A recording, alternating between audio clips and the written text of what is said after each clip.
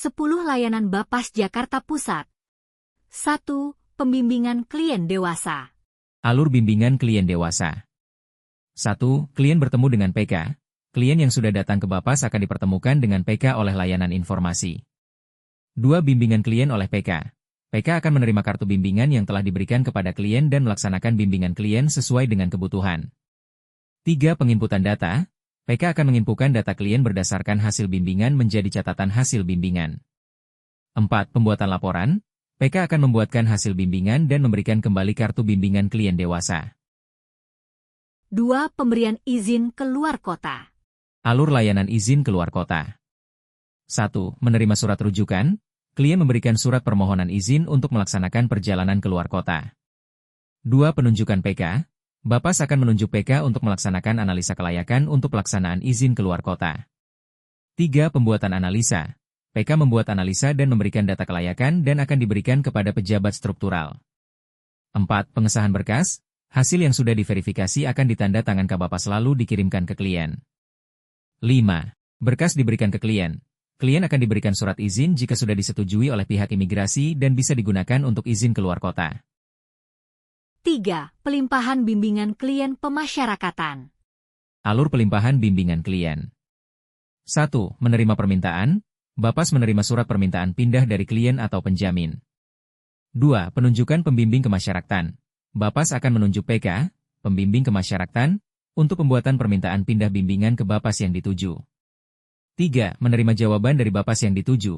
Menerima jawaban terkait izin pindah bimbingan dari Bapas yang dituju dan akan disidangkan pada sidang TPP. 4. Pelaksanaan sidang tim pengamat pemasyarakatan.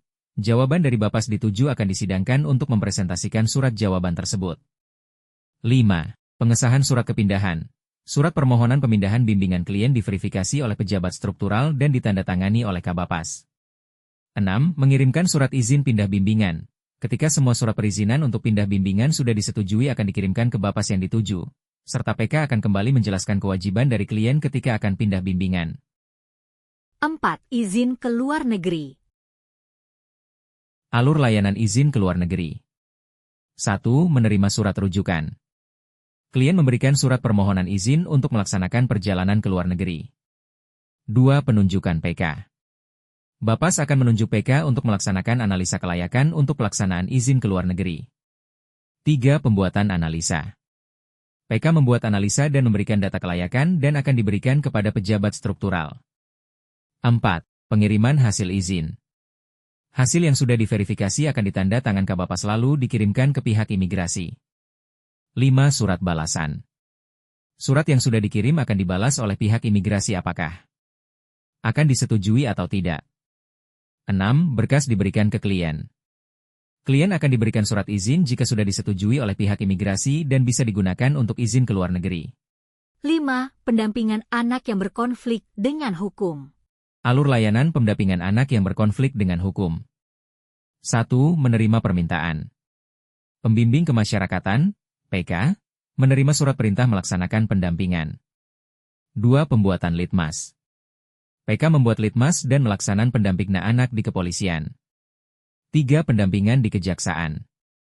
PK akan mendampingi anak di kejaksaan. 4. Pendampingan di pengadilan. PK akan mendampingi anak di pengadilan. 5. Pendampingan di persidangan. PK akan mendampingi anak dalam proses persidangan. Upaya diversi. PK akan melaksanakan upaya diversi setiap tahapan dan apabila berhasil maka PK wajib melaksanakan bimbingan, pendampingan, dan pengawasan setelah mendapat penetapan dari pengadilan. 6. Konseling anak. Alur layanan konseling anak. 1. Menerima surat rujukan. Klien anak membuat surat rujukan jasa pelayanan konseling dan diberikan kepada PK 2. Penunjukan konselor. Surat rujukan akan diberikan kepada pejabat struktural dan akan menunjuk konselor untuk klien anak. 3. Pelaksanaan konseling. Konselor akan melaksanakan konseling kepada klien. 4. Hasil konseling. Konselor akan memberikan hasil konseling tersebut dan diberikan kepada pejabat struktural. 7. Bimbingan kepada klien anak. Alur bimbingan klien anak. 1. Klien bertemu dengan PK. Klien anak yang sudah datang ke Bapas akan dipertemukan dengan PK oleh layanan informasi. 2. Bimbingan klien oleh PK. PK akan menerima kartu bimbingan yang telah diberikan kepada klien anak dan melaksanakan bimbingan klien sesuai dengan kebutuhan. 3. Penginputan data. PK akan menginputkan data klien anak berdasarkan hasil bimbingan menjadi catatan hasil bimbingan. 4. Pembuatan laporan. PK akan membuatkan hasil bimbingan dan memberikan kembali kartu bimbingan klien anak. 8. Penelitian kemasyarakatan anak. Alur pembuatan litmas anak. 1. Menerima permintaan. Bapas menerima surat permintaan pembuatan litmas dari lepas LPKA Bapas lain pihak lainnya. 2. Penunjukan pembimbing kemasyarakatan. Bapas akan menunjuk PK, pembimbing kemasyarakatan, untuk melaksanakan penelitian kemasyarakatan melalui disposisi permintaan litmas anak. 3. Penggalian data, wawancara dan konsep laporan penelitian kemasyarakatan. PK akan melaksanakan wawancaran terhadap klien anak untuk penggalian data dan membuat konsep litmas. 4. Pelaksanaan sidang tim pengamat pemasyarakatan. Dari penggalian data yang sudah dilakukan akan disidangkan untuk menetapkan hasil rekomendasi dari penelitian kemasyarakatan dengan pejabat struktural dan juga PK yang ada di Bapas. 5. Pengesahan laporan penelitian kemasyarakatan. Hasil litmas yang sudah dibuatkan oleh PK akan diverifikasi oleh ANEF dan juga pejabat struktural sebelum dikirimkan ke UPT yang meminta litmas. 6. Mengirimkan hasil laporan litmas. Litmas yang sudah diverifikasi dan juga dikoreksi akan dikirimkan melalui aplikasi Srikandi dan ditandatangani oleh Kepala Bapas. 9.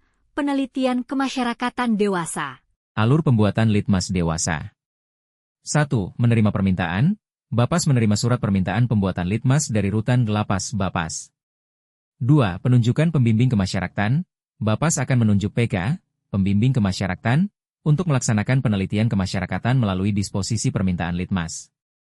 3. Penggalian data, wawancara dan konsep laporan penelitian kemasyarakatan. PK akan melaksanakan wawancaran terhadap WBP, warga binaan kemasyarakatan, dan juga penjamin untuk penggalian data dan membuat konsep litmas.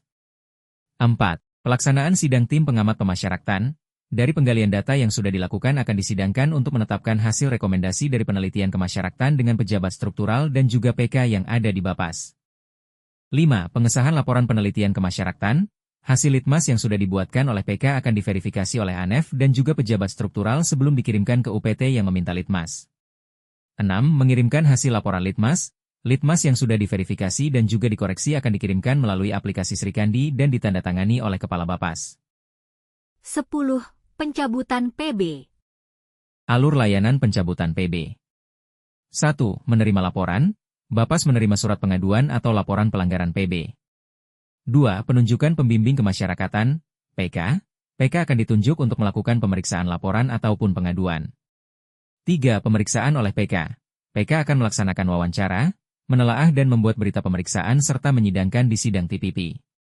4. Pembuatan surat keputusan pencabutan, pembuatan SK pencabutan sementara dan menginput data pencabutan PB. 5. Mengirimkan surat keputusan, mengirimkan laporan dan SK sementara ke kantor wilayah.